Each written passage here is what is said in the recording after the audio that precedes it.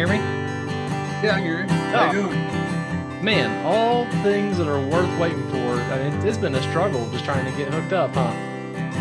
It's all good, man. It's all good. Everything's so crazy. We had a carpenter that was doing some repairs on our barges test positive for COVID last week, so everybody in the crew had to go in and get tested, and everybody's coming back negative, luckily, but Well, that's a good thing. it's just crazy times. It's just we're all supposed to go down and do cleanups on the Tennessee River, and we had to send allow us to just stay at home and be extra safe. But other crew that wasn't around them at all, they're going down there. So it's just crazy. It's just weird. Well, I mean, the whole premise of living lands and waters is kind of weird to me, so that kind of makes sense. You guys are out on barges on these big rivers cleaning up areas and hauling in tons of trash and cars and all kinds of stuff. Yeah. So what is the premise? Or let me back up. How did you get associated with Living Lands and Waters?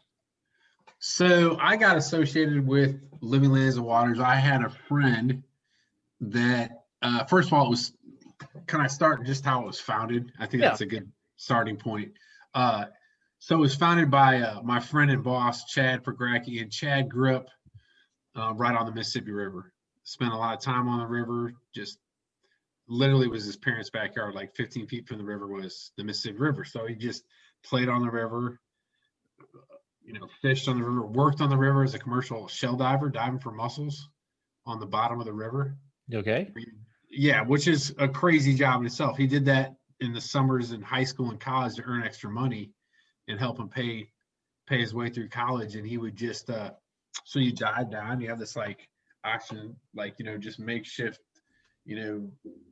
oxygen thing you're hooked up to, and you got a basket, you just feel around in the dark for these shells. And what they did it for is, and the industry's kind of fall to the wayside, but originally mussels, people would collect them and they used to punch holes out of the shells to make buttons before the invention of before plastic. Now that's not the reason he did it. He did it for what was known as the cultured pearl industry, where they would ship these shells overseas, and there was a process in which they could take pieces of these shells, inject them into oysters, and make them produce a pearl every time. Really? Yeah, unique process. It's the cultural pearl industry. Somebody had figured out how to, because a natural pearl occurs in mussels by an irritant getting in there, and then what they do is they engulf it with that kind of pearly inside shell. They engulf it around that, let's say a piece of sand or dirt, and they encase it with that shiny inside of what you'd see in a mussel pearl. That's what creates the pearl. So it's the mussel version of a cyst is basically what that is. I guess, yeah, and it's exactly, yeah, that sounds about right. So, but that for some reason, by taking pieces from mussels in the river, someone had figured out a process by putting this into other oysters and clams that would make them producing a pearl every time.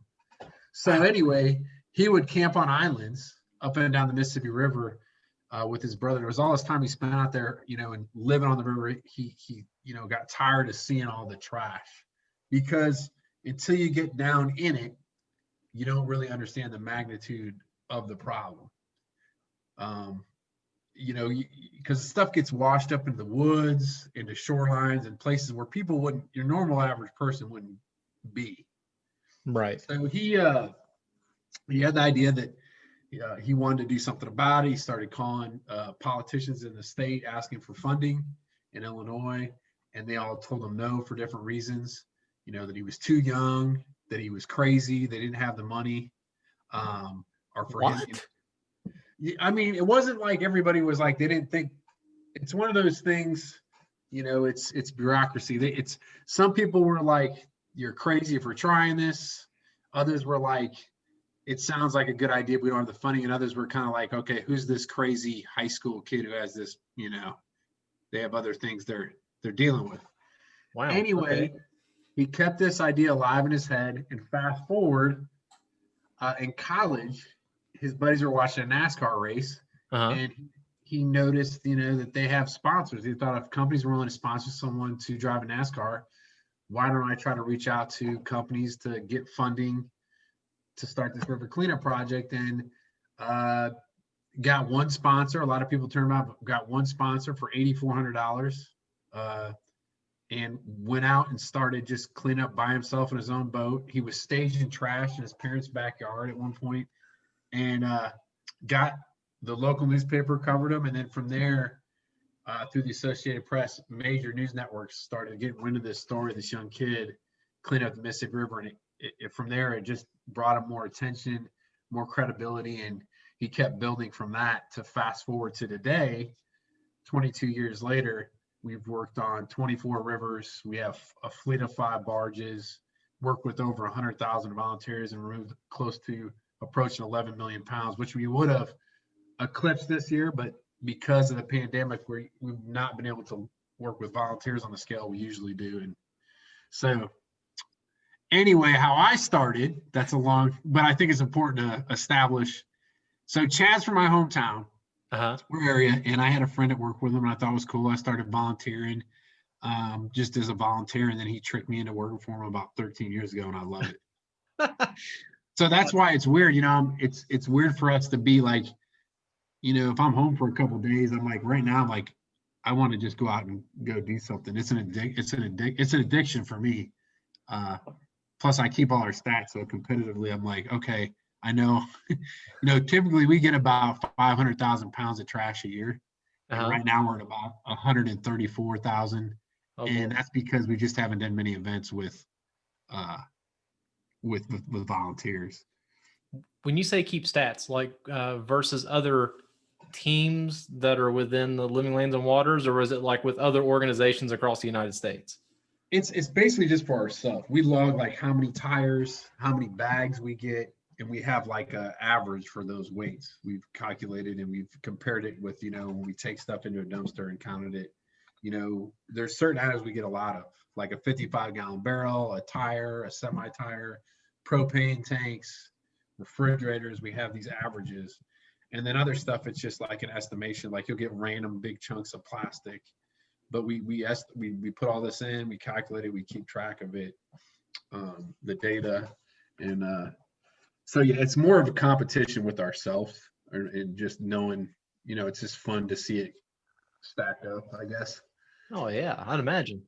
Uh, Yeah, Back kind of to the beginning of the organization, he was piling stuff in his mom and dad's backyard. The pictures on the website are awesome, by the way. The whole history is laid out pretty nicely. Uh, yeah. so when was kind of the turning point from going from this little backyard thing to getting the first barge? Was it just with that sponsorship? No, it wasn't. He didn't have enough money to and connections to do that. The amazing thing about Chad is he is just relentless. I mean, he's never he's the guy with a million. I mean, still today, he's got another 100 different coals on the fire, Uh-huh. and he's the guy with a million ideas that tries to follow through on every single one of them. Oh boy. But he's got the energy, and and not all of them are successful, but he doesn't give up very easily. So you collect this, and the biggest problem was it took so much time to, once you got the stuff, the process of getting rid of it. If every time you got a boatload of trash or fill the dumpster, you have to pay for that dumpster, you have to get rid of it. Logistically, that took so much time. So you had the idea from, I believe there was a garbage barge years ago in New York that had nowhere to go. Uh-huh. And his thought was, it allowed him, if he could get barges, and this is after making connections with people, sponsors and people within the river industry and stuff, he could first of all send a message to people when he pulled in somewhere and said, wow, that all came from the river. And then two, it allowed him to store stuff for a longer time, and then not have to worry about constantly figuring out how to offload this stuff. And you know, when did politicians and like the Department of Natural Resources, when did they start getting behind his idea of, oh, maybe this was a good thing that this guy wants to go out and clean up garbage? I don't think it wasn't, it's unfair to say that people didn't think it was a good idea. I just don't, I think it's one of those things that's, if you really know how bad it was, it's an overwhelming thing. And with people in politics having focuses, in other places and other things, people had done cleanups, Mm-hmm. but not on this scale, not on the industrial size scale that it needed to be done Yeah. and on that level. And with someone just hyper focused on that idea like Chad, and with his tenacity, it grew into something that um, is pretty awesome, really. From just his own little John boat to 5 30-foot John boats, a crew of 10 and 5 barges, 2 towboats. We now have an excavator, a crane that allows us to get bigger stuff. Holy crap. It's a pretty cool story. Sometimes you have to, man, the guy you work with is your friend, like this crazy guy. You're like, man, it's pretty amazing what he's accomplished and built it into. Yeah, and it's I wonder how much of that has to do with maybe the outdoor culture isn't as cultivated out there. I know here in Colorado, for example, there are a couple of what I would consider odd conservation groups. They're guys that drive Jeeps, and they've adopted 13 trails and they maintain trails. They work really closely with Colorado Parks and Wildlife and the Bureau of Land Management. I just maybe the river and the water network was a little bit different. They just were a little less willing to step out on that branch. Yeah, maybe. And he comes from a unique background, just someone that was accustomed to was so connected to the river, had such a passion for it, and then just also the connection to running John boats and understanding, like, I think there's people that they do stuff on the river, but not on the same level or magnitude that Chad did as a kid. And then just his tenacity too.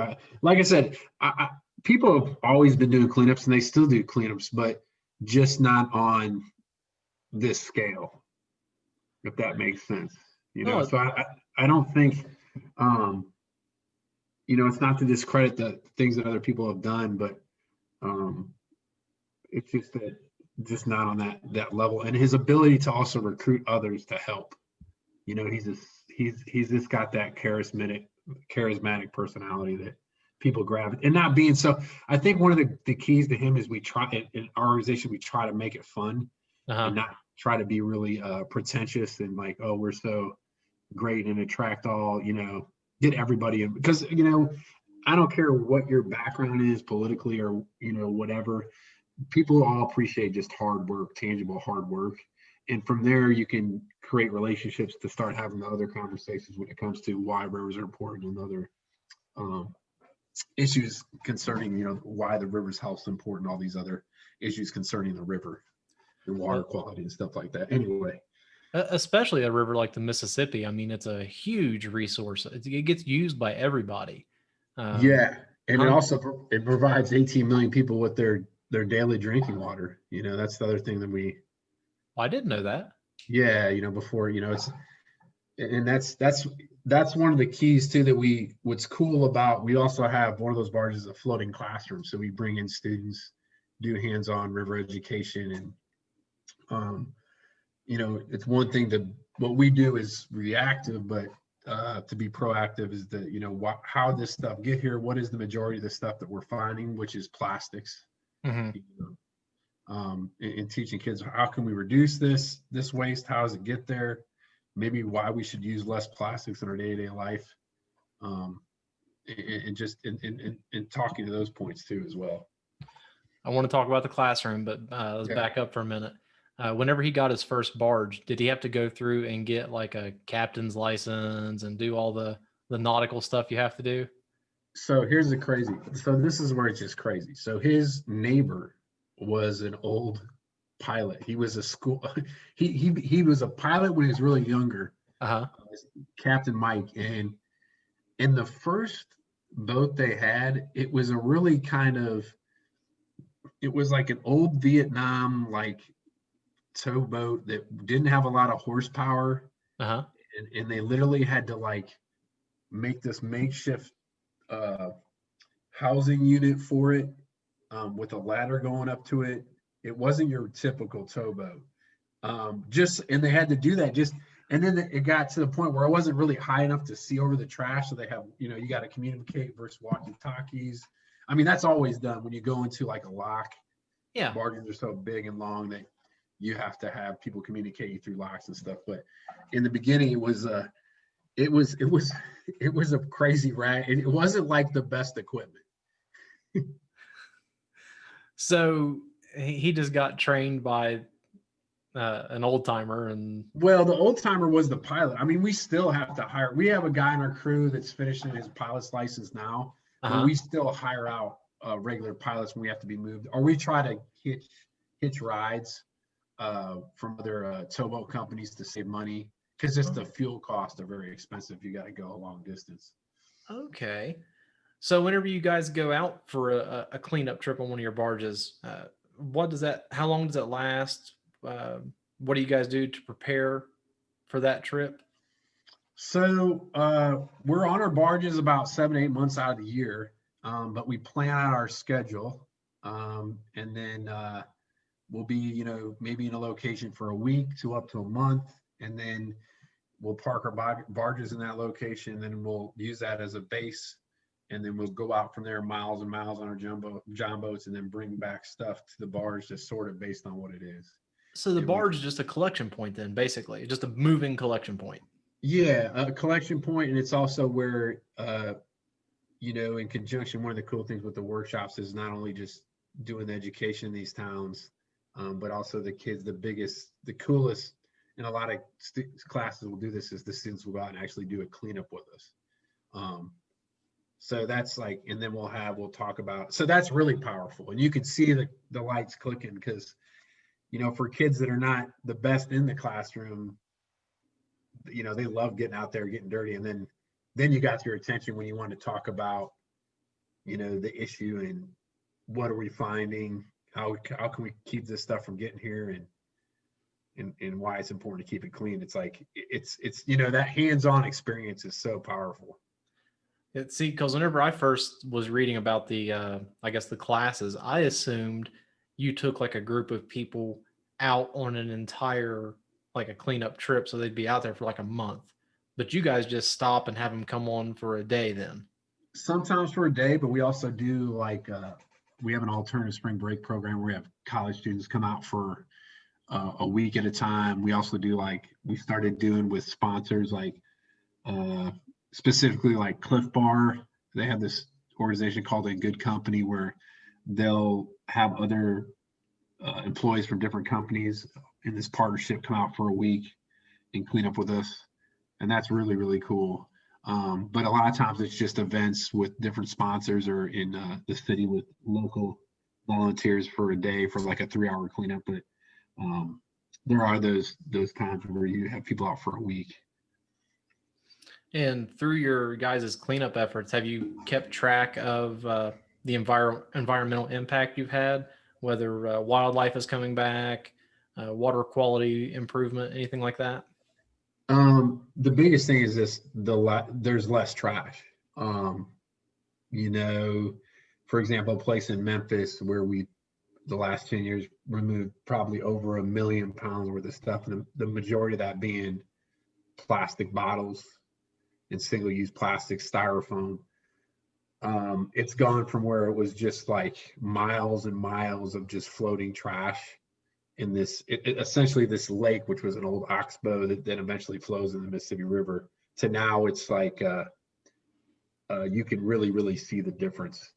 Unfortunately, stuff still gets in there. We created set up a boom where the main entry point is from this creek that flows through the city, but it's gotten a lot better. There's places on the Ohio River that we worked where there was so much stuff, and now there's stuff, but not on the same scale. It just gets it when we hit stuff that it's the amount of stuff that we take out. It's hard not to make a difference. Unfortunately, stuff still comes in every year, and people dump stuff in certain spots every year. But just as far as from a trash perspective, things have got a lot better in different places. Like it's just hard to find and do cleanups in some place we used to go to before.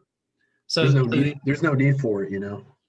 So the impact you guys have sticks. Like the people see the difference and it changes their habits a little bit. Yeah, for sure. I mean, I definitely think just based on places we've worked in the past, we also have an Adopt a River Mile program that we with people that have worked with us in the past, where they can just adopt like a stretch of river for a mile where they get a sign, and we supply them with bags and gloves. So just to kind of, once we hit it hard, when it was really bad, it can seem like, because your local, everyday person, if there's like hundreds and hundreds of tires and appliances, what are they going to do? That's a lot of organization and effort and money to get rid of that. So it takes somebody with our equipment and just in our ability to take so much of this stuff and have the outlets to get rid of this stuff appropriately. So, but once you do that, then it's just about, a lot of it is just maintaining it. I know where I moved from, there's a little organization that takes care of a section of, it's one of the state recognized creeks for, being a clean watershed. And every year they do, I think it's 2 creek cleanups, and they just have volunteers come in with their canoes, because it's, you can't get a barge up this little creek. Right. But they'll drag out, I don't know, 30, 40, 50 car tires, appliances, just from a small creek. And I've got to wonder how much of that is old garbage that's just been revealed through flooding and such, and how much of it's new from where people have thrown it in the creek. Right. Yeah, that's it. It's yeah, and it's crazy because, even back in our hometown where it's not as bad, we have to look harder. There's still, it's such a vast area. You talk about creeks, when it rains hard, or you talk about just the Mississippi River's watershed. I mean, you're talking about, it's 31 states between basically the Appalachians and Rockies, and all these waterways and rivers that eventually drain into it. And then you think about all the little fingers of creeks and stuff that have drained into those rivers. It's drawn from such a wide range and area. And that's the biggest thing we try to convey to people, is a lot of this stuff, it's not just people directly dumping it into our rivers, but if you in your neighborhood, when it rains, that stuff can eventually blow into that small creek or ravine or storm drain that eventually leads to our rivers.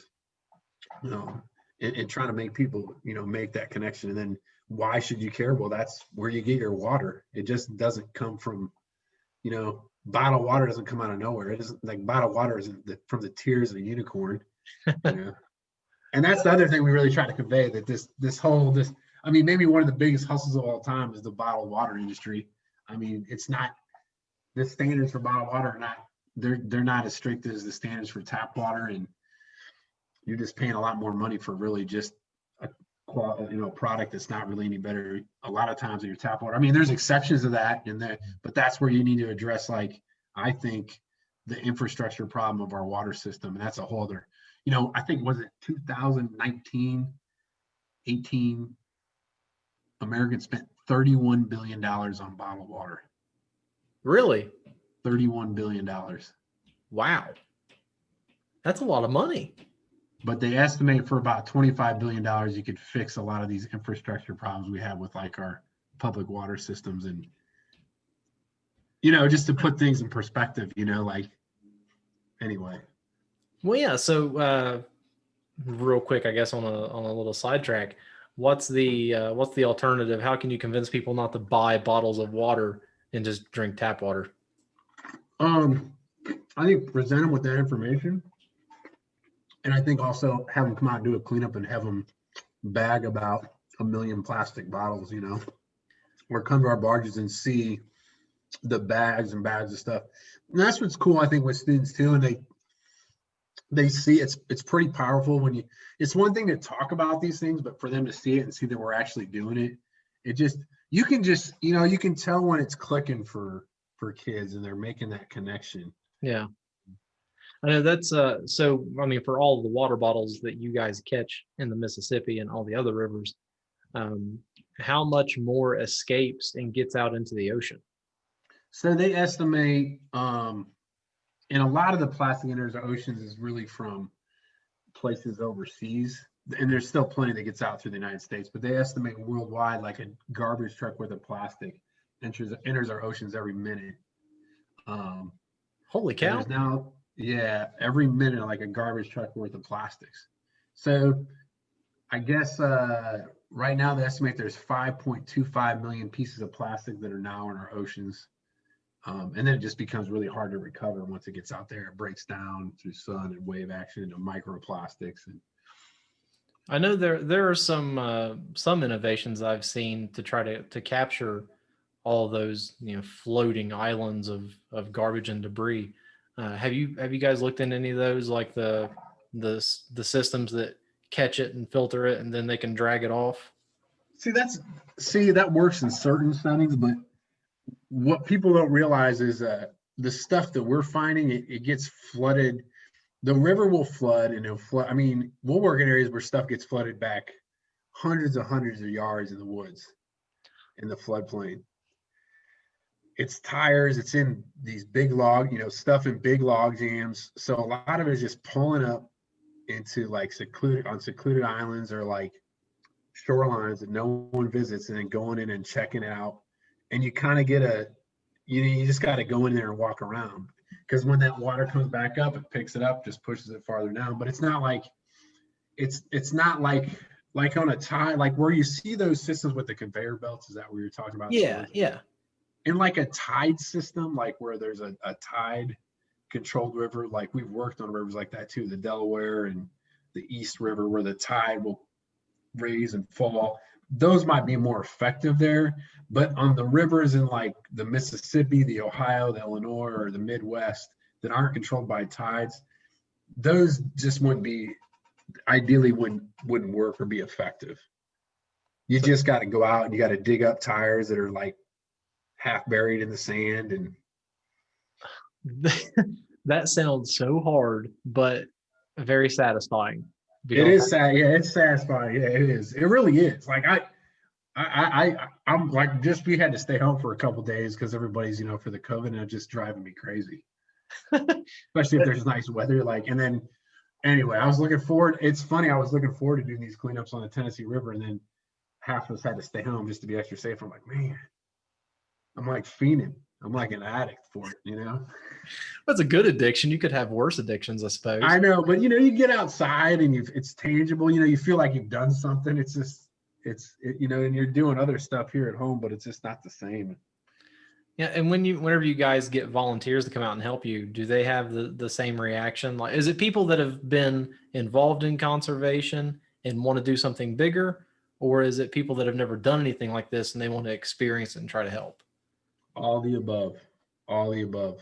I mean, we'll work with just, like sponsors, employees, which is nice because, and they'll kind of sometimes it's mandatory, they have to come out. So, but once they get out there, they enjoy it. And then you can see them kind of like understanding the problem on a little bit more too, to other people that are obviously really passionate.